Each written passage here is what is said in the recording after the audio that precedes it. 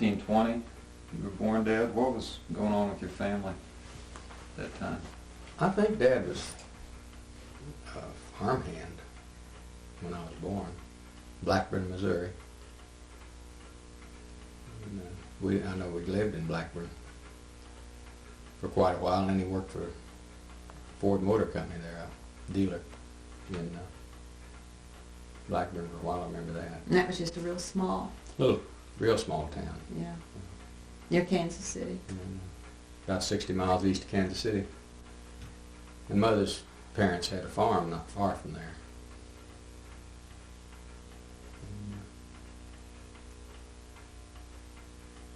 I don't remember when. Then after that, Dad got a job with. He worked in the shoe factory at Marshall for a while, and while he was there, I think he got a job with A&P. How old were you then? I was about 5 when he got the job at A&P, and they were going to send him to Kansas City, and that's why I stayed with my grandparents on the farm, because Mother was pregnant with my brother Buddy, and that must have been before that though, because I must have only been about 3 when they went there. You stayed with Granddad Corley then? Granddad Corley. Well, I don't remember anything till I was about 5 with them. That's when I went to first grade. 5 and 6, first and second grade. When I asked Helen, his Aunt Helen, why they left him there, she said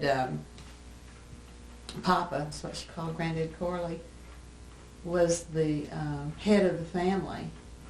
And what he said was done, and he made the decision that Eddie should stay with them and not go with his mother and dad. And nobody seems to have the same reason as to why that decision was made. But I just stayed with them. I remember the first 2 full years of school, first grade and second grade. And then I would go back during the summer times. I can remember the harvesting and everything, the wheat harvest later on, when I helped a little in that by carrying water to the thrashers. So you were there 2 years? Yeah, and how did you go to school that first? Well, the first year, my Aunt Helen, Mother's youngest sister, was a senior in high school at Alma, Missouri. And I suppose it was 5 or 6 miles into town, into Alma from the farm. And so we went to school together, and she drove a horse and buggy. We had a horse and buggy. And so I was her little nephew. He's one of these dads who didn't say, on. I walked 5 miles to school. He says, I rode a horse and buggy 5 miles to school. It was interesting. I really always thought a lot of her. And she, of course, they'd have, I remember one occasion when the school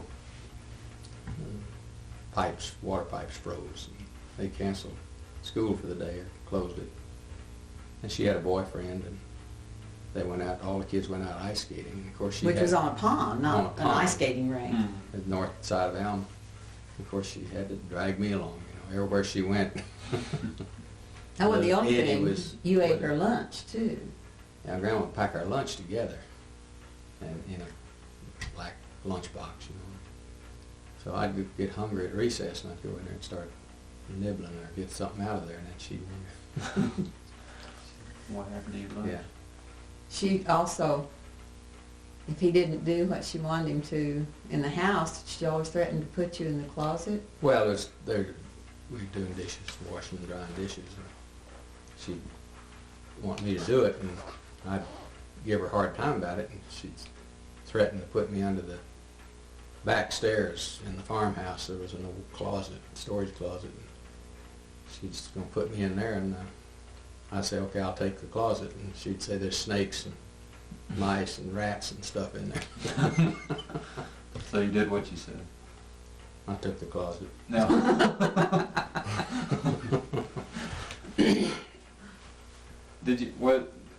Was there electricity? I mean, was it power? No, had lamps, coal oil lamps. And they had a black man that worked for them. Yeah, a black man named Lev worked for us. And old Lev was my buddy. Of course, he didn't eat with us. We had a big kitchen with a long table and bench on one side, chairs on the other.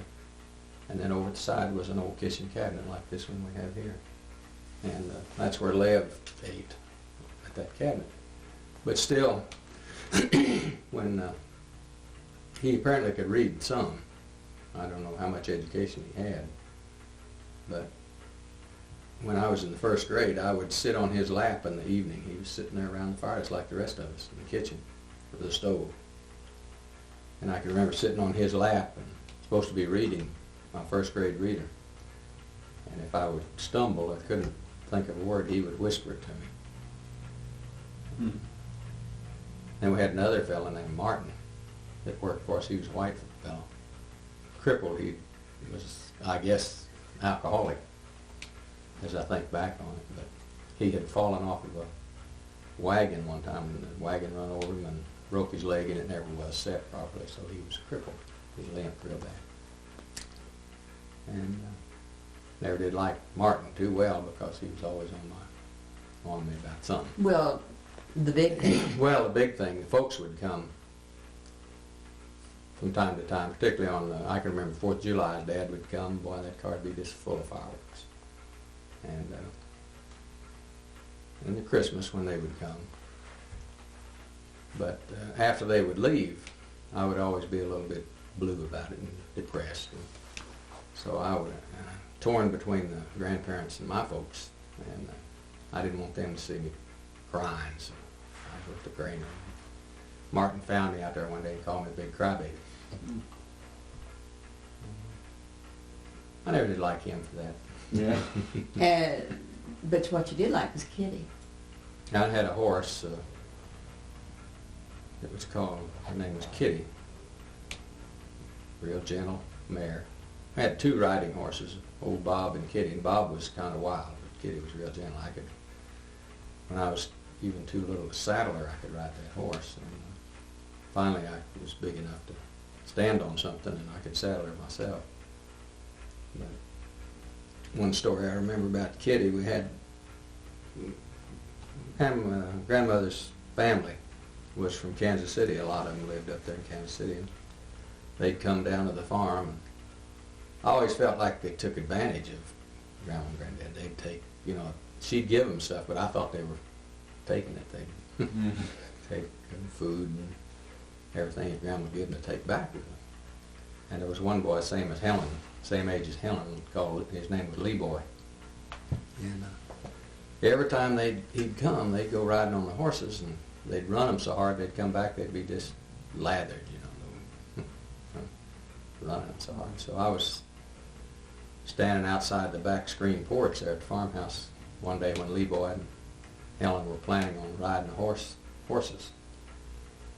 So I went out to the barn, got Kitty and saddled her and left.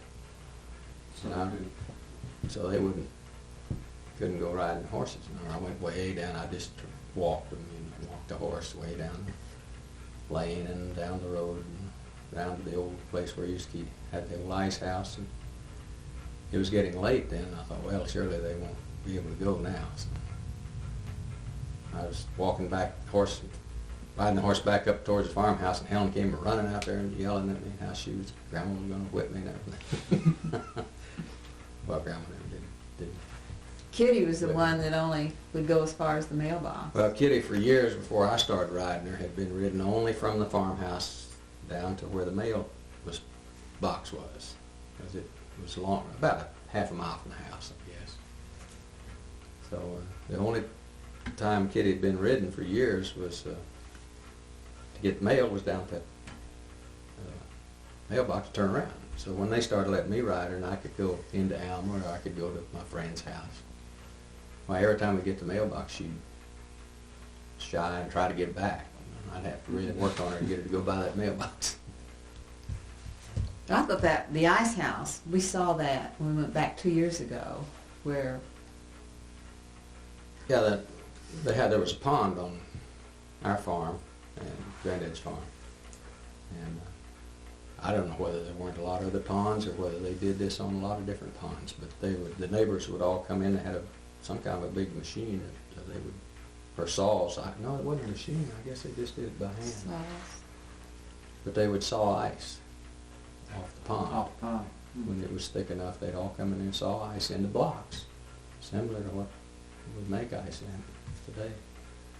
But, well, they're all different sizes. And then they'd haul that in a wagon to, it was about 2 miles to another farm. And he had an ice house. And it was a deep hole in the ground, and they had sawdust down in there. And they'd store that ice in the sawdust. And the top of the shed only came up just a little ways. You'd enter a door and go down into this place. Like a And cellar. just keep like a cellar. It had a little, it was built up some on top of the ground, but most of it was underground. And they would just pile that ice in there and put that sawdust over it. How long did that last? It pretty much lasted all summer. Hmm. If I remember right. We'd go there, and whenever we needed ice, we'd just go down there.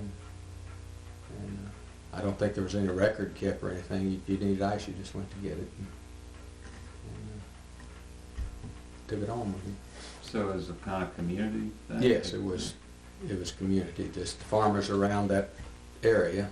I don't know just how far they would have traveled, but not too far. They probably were within a 3 or 4 mile radius. When you look at the little towns like Whitesburg and Sharpsburg and Sonoy, those are the little communities that interacted with each other, which is what they did there. Threshing, all of the neighbors would come together, even where I lived, and work on the. There would be a traveling threshing machine, but the crews, for the most part, were farmers that came in and helped. And you helped with that. Yeah, mostly at that You were the time. water boy. At that time, I used a horse, Kitty, and I would take water.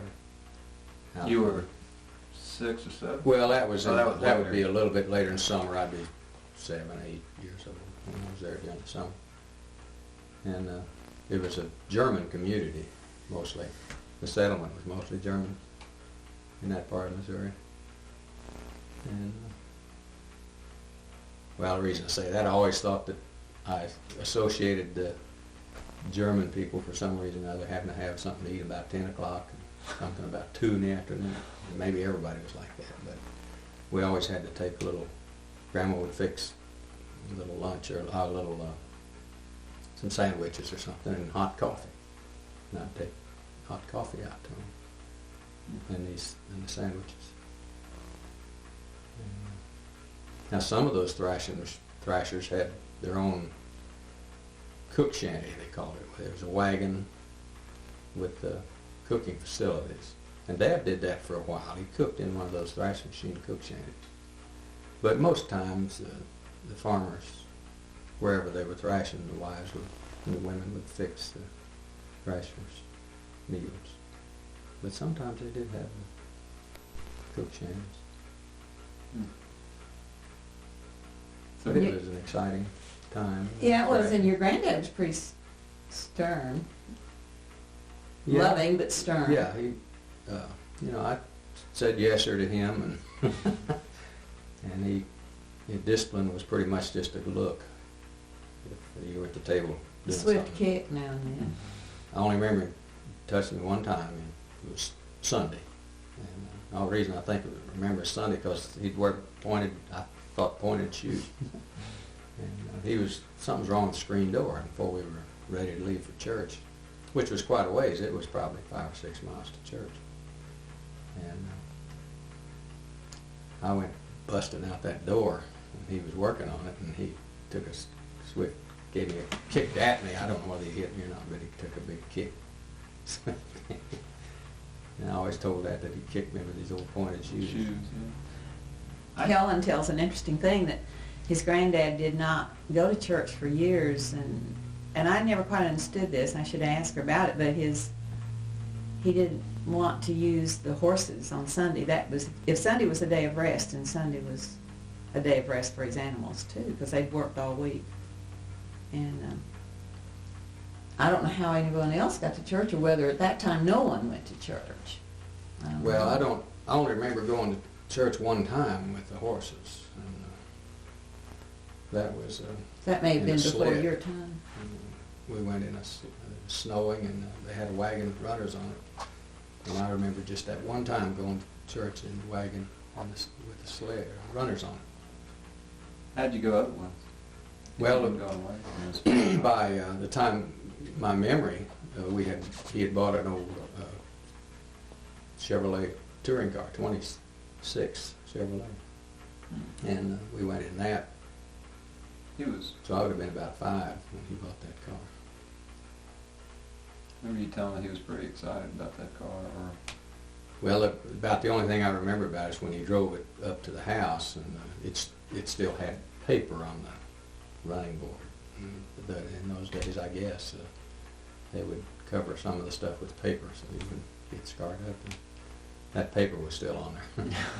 But that old touring car, and we had one years later in the 30s at our house. Dad had found one like it. It was the old canvas top and 2 seats sedan. But that was an exciting time to get that car. Now, this grandfather was your mother's father. Mother's folks. And they didn't own the farm, they leased the farm. It was called the Jackson Place. They rented it. And Had a parlor. yeah, it was just a typical Missouri farmhouse. It had you entered the front door, parlor on the right that was always closed except, I only remember it being open Christmas. I don't remember what happened, it was always cold. Then on the left side was a room where it was more or less kind of the living room, with a fireplace. It's not a fireplace, we didn't have a fireplace, had a stove in there, cold stove. Do you remember winter mornings waking up? Yes. Both of you? It was always cold.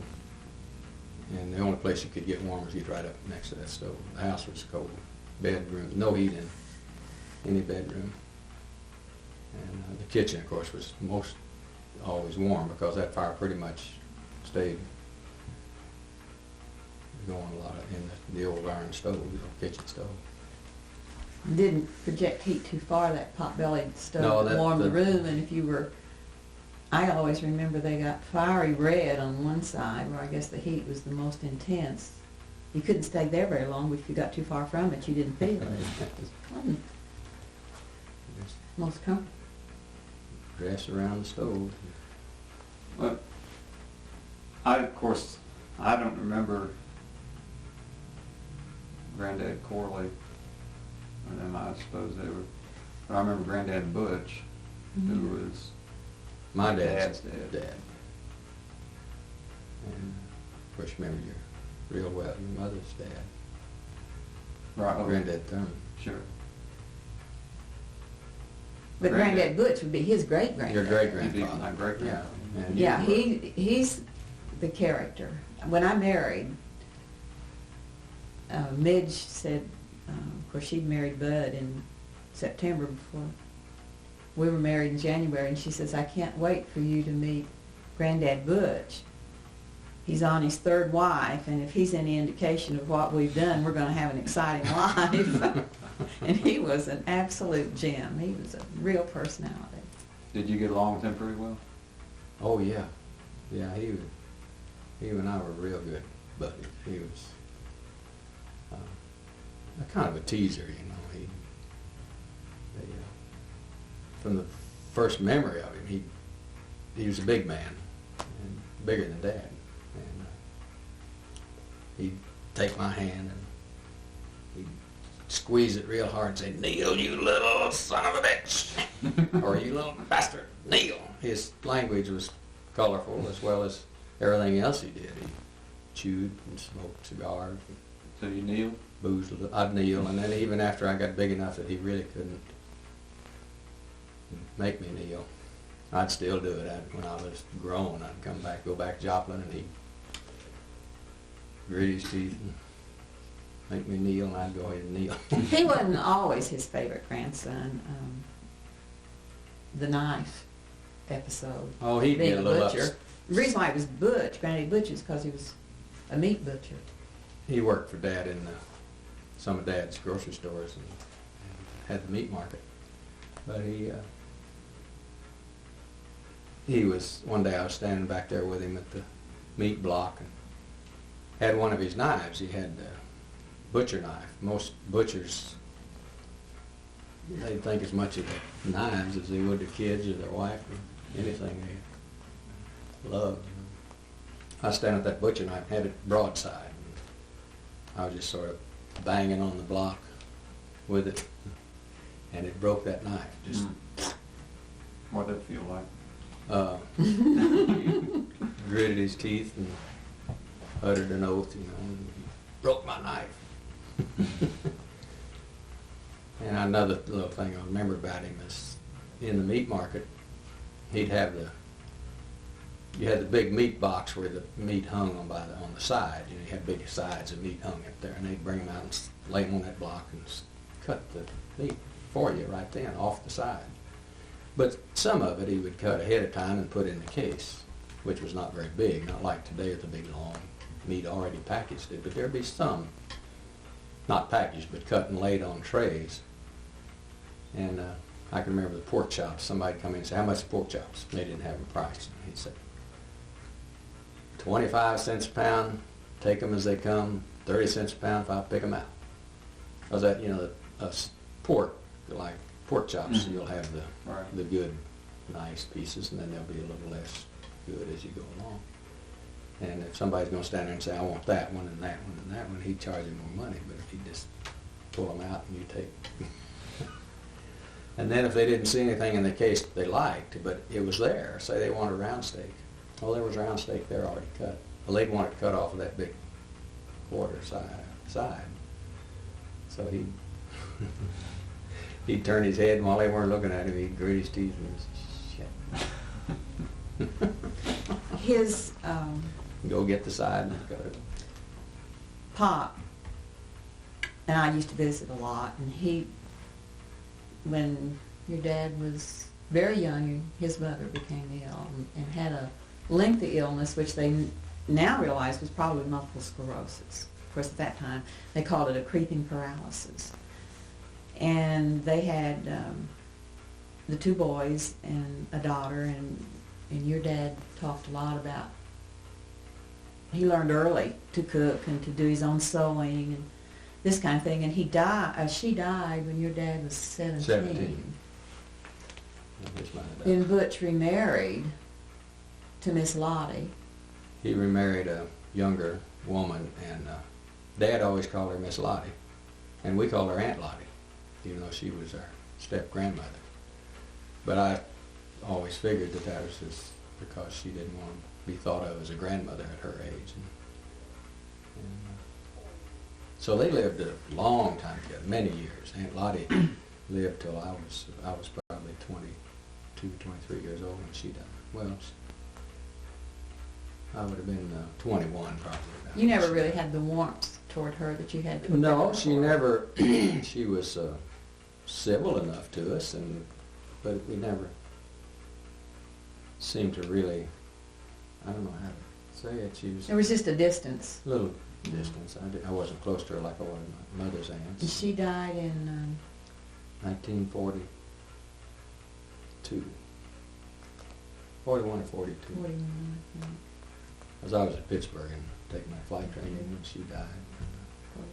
42. And I was up in, that's when I believe he remarried about the time we. What I was leading into, the interesting thing is, they always had such a good relationship. And after Miss Lottie died, Butch had grocery stores all over the area, just as his dad did. Little small Went from one to the yeah, other. little neighborhood groceries. I don't know if all grocers moved a lot, but mine did and his did. And there's many communities where we can drive around and either Ed will say, my folks or Butch or Uncle Bill had a store here, and I can say my folks or Aunt Susie or Aunt Ruth had a store here. But by the time I married into the family, Butch was in Joplin and had lost his second wife and was pretty much into drinking. Your dad used to, what he used to say to you about going? Well, Of course, you were a young adult then. Yeah, on Saturday night, up the street there's a little bar in there, Joplin, and Granddad's business had almost stopped, so before we closed the store, he'd wander up the corner and have a little booze, couple of drinks, and when he'd come back, he'd be kind of jolly and singing. What do you tell him? What do you always sing? Be honest with me. He'd come in there singing, be honest with me. Anyway, Dad, one day he said, he thinks a lot of you, son. How about talking to him about it? See if he won't wait till we close the store. I don't remember why. I don't think I ever said anything to him. But anyway, Butch then married his third wife. At this age, he was 16, and she was 41. And of course, I'm in on the scene by now, but the family was appalled.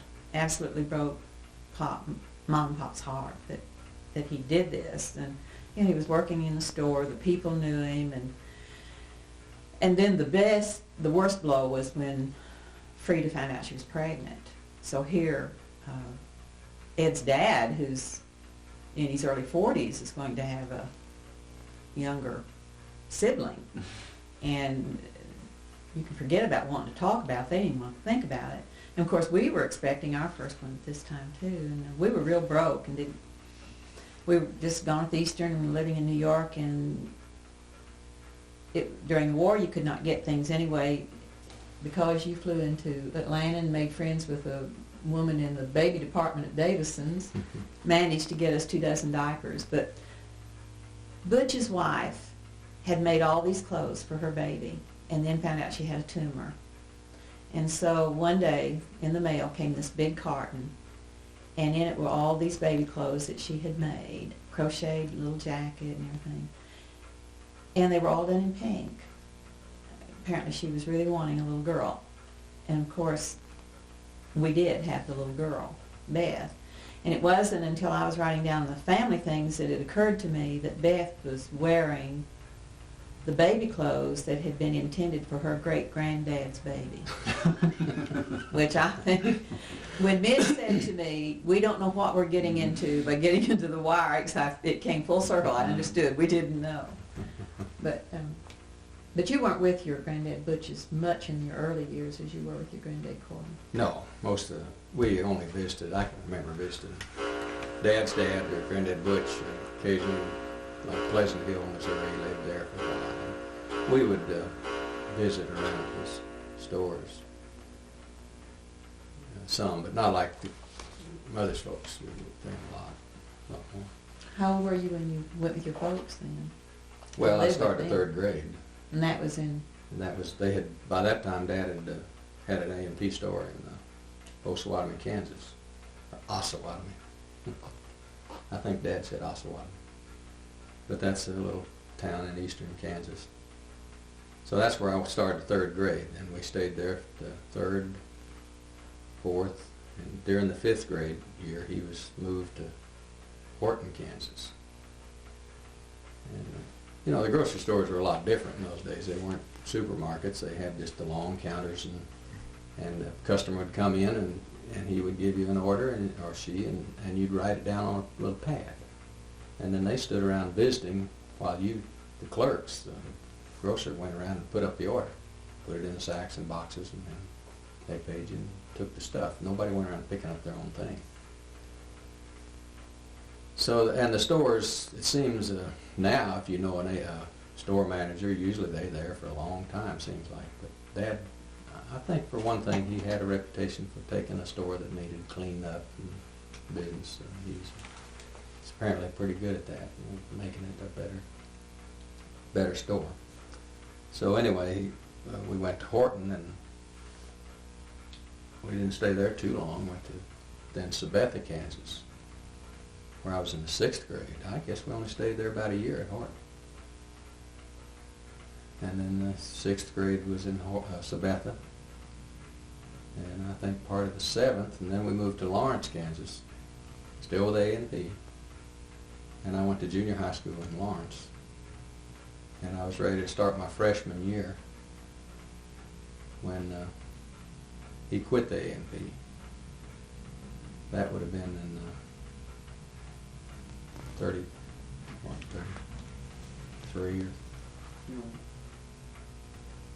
or Anyway, that was during the Depression, and the one reason he quit the A&P, they were having a kind of a hard time. So what, as I remember the story, what they were doing was the managers, as you had more time with them, you had a salary plus bonus, and the sort of a seniority thing. You know, as years went by, you got more and more money. So the managers that had been there several good many years, and he'd been there about 10,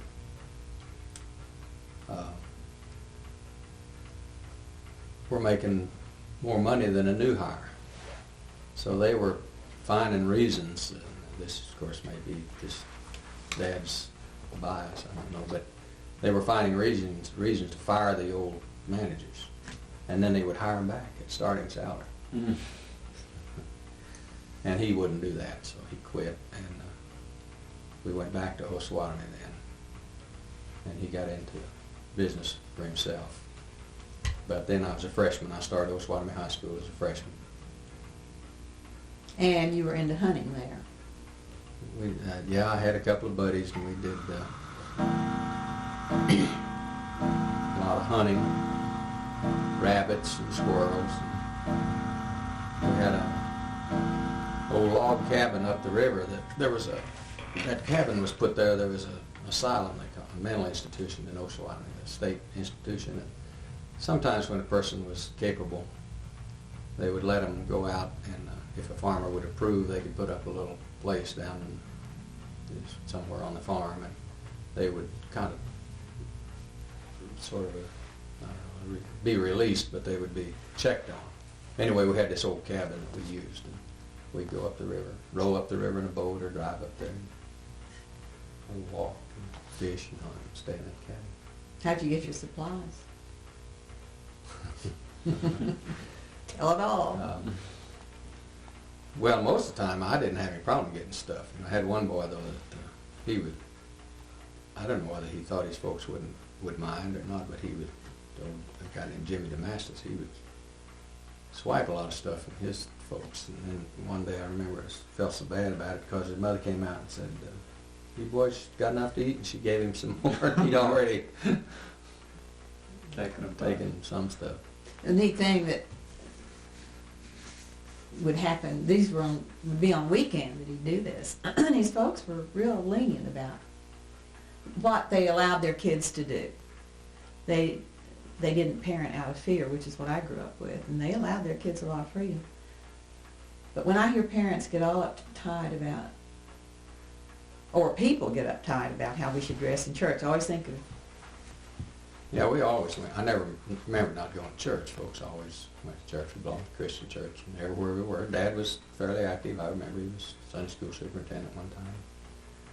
But during this time in high school, we were going up the river and to this cabin, and we were starting to miss some Sundays. So Mother said, "Now, I want you back to church on Sunday morning, Sunday school."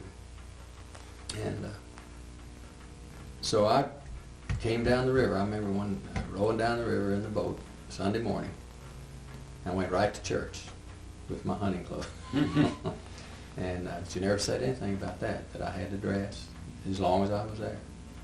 And I could then go to Sunday school. I don't remember so much about the church part, but at least I was at Sunday school. And then afterwards I'd get back out there and go back up the river. Come back in on Sunday night. But I don't know, she just said that's the way it is, and I didn't know. But they had didn't know I rules could for rebel. you while you were in Sunday school. One incident I think she's talking about is I remember in this church we had our class was down in the basement, and Dad had a class not far from us. And somebody passed a hat, got some kid's hat and started during the Sunday school class, passing it around behind the chair. But just as it got to me, I felt myself jerked up out of that chair. And Dad had been watching this procedure. And I don't recall him ever spanking me or anything. He was a very gentle guy, but well, that time he sure scared the boy. You know what I mean? I just came up out of that chair by my collar, and said, "You're not going to be doing that." I stopped that hat. But they had a real misfortune with the cabin. Now the cabin, we had an old wood stove in it, and we put the wood in there and stoked that thing real good. So it was in the wintertime, be warm when we got back. We were going to go rabbit hunting. And we went up and spent a couple of hours walked the hedgerows, and one guy on one side, one on the other, and rabbits in there, and they'd spook them out, and you'd have them out in the open field where you could shoot at. And we hunted for 2 or 3 hours, and went back towards the cabin, and boy, smoke just billowing across the landscape, and got there and it was almost burned down and caught fire. Did you have any problem telling the guy who owned the place? No, old Chet Mullins, he didn't say anything about it. We tried to there was pretty much a fire around in the woods. We had to get out there and really hustle to get that out. We were burning down the wood side, the countryside. So we got that stopped by just beating it out. And it was funny, one kid, we didn't have anything to eat then, and this one guy, had not normally been with us. I can't remember him, he was different. He wasn't one of the other two that I normally was with. And he goes out in the woods and gets a can of fruit cocktail, which was really a delicacy. He didn't think much about being able to eat fruit cocktail, but we had a can of it, and he had stolen the fruit cocktail from our supplies and hid it out in the woods. I guess he was going to eat it himself. Well, he admitted to it, so we had that fruit cocktail. You also had a romp in the snow one time, if I remember correctly. Well, yeah, another time we went out, there was an old box car that a guy had put out on a place. And, well, we had a cabin the size, but we were going to do a minimum. We're going to get our own food and everything. We're going to Live take off the land. many supplies. We took a little bit of flour. And the only rabbit we saw, we missed. I mean, didn't shoot him, so all we had was flour and water. Went down to the river and dipped out some water, and we had a little grease from something, and we took it up there and made this old flour and water and grease, and that was the food. But during that time we were there, there was snow on the ground and everything, and so we got out there, and we didn't have any clothes on except shoes and a hat, and had a snowball fight. That must have hurt. That was during high school. Well, you really need to hear Bud talk with him, because your dad never got in trouble. He was the quiet one. Yeah, but And Bud will tell you what all he did that no one knew about and that Bud was punished for. Now, I don't know which brother to believe, but nevertheless. Well, I remember a story about Bud and the teacher you had that you... You know, the teacher that lived at your house that you had a crush on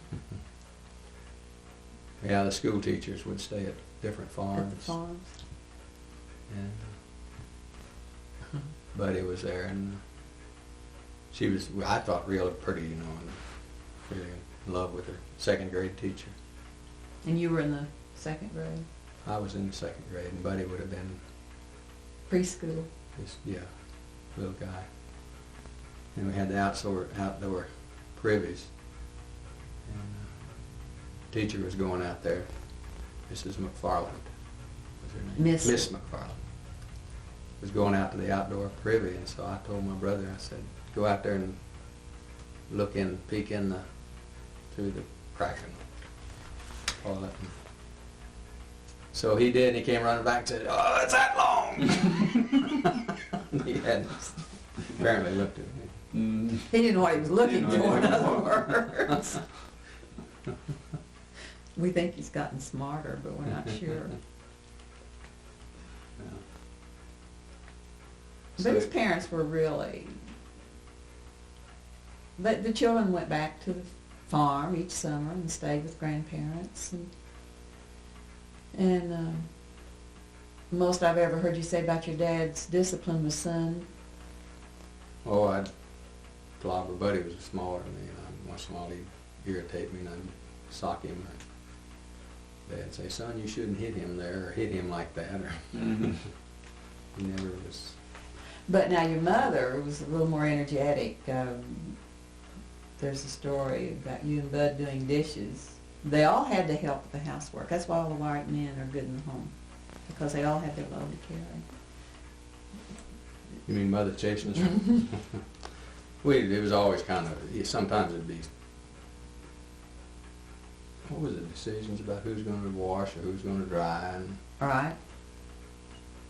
would we break a dish or something? Mhm. Yeah, one of us broke a dish, and she started chasing, trying to run us down, and we were going around the table. We couldn't catch anybody.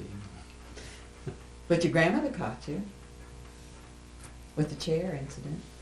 Yeah, they had a chair like these, a whole chair, and it was out in the coal bin, and Buddy and I were out there throwing coal at it, and we broke the chair up. And they had just put it out there, it was supposed to be fixed. And that's about the only time I remember Grandma was switching. Buddy ran.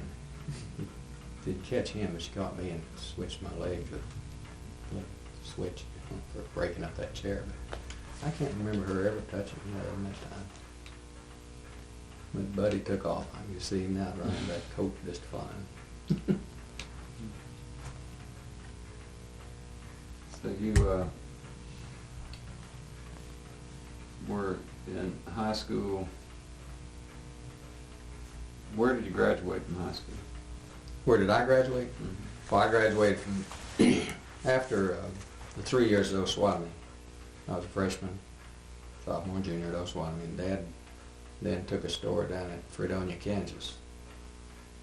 That would have been in the summer of 1937. And I had thought I was playing ball for basketball at Osawatomie. I'd been on the team here as a freshman, so I was doing okay by the time I was a junior. I was on the first string and everything. So we had, instead of going to Fredonia with the folks, had planned to stay in Osawatomie with good friends of theirs. A guy I'd worked for in the trucking business, Dunaway's. And I was just going to stay with them and go ahead and finish my senior year at Osawatomie. And it wasn't too far to Fredonia. It was probably 100 miles or so down there. But in the meantime, Dad's job didn't last long in Fredonia. And he opened up a store in Joplin.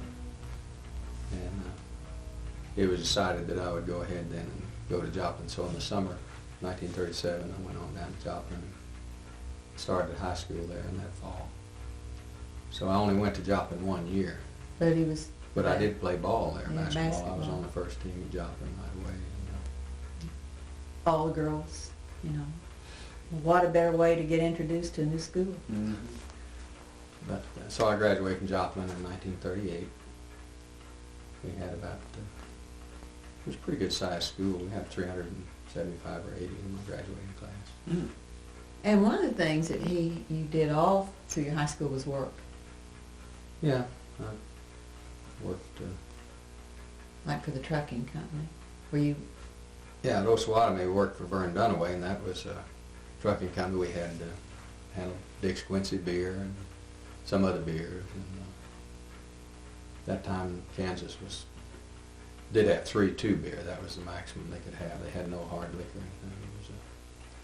But anyway, we had flour that we sold at bakeries and sugar, and we moved people. It was a band also. Part So I of worked several years in high school. Part of that work ethic, if I recall, came from your dad. He was volunteering you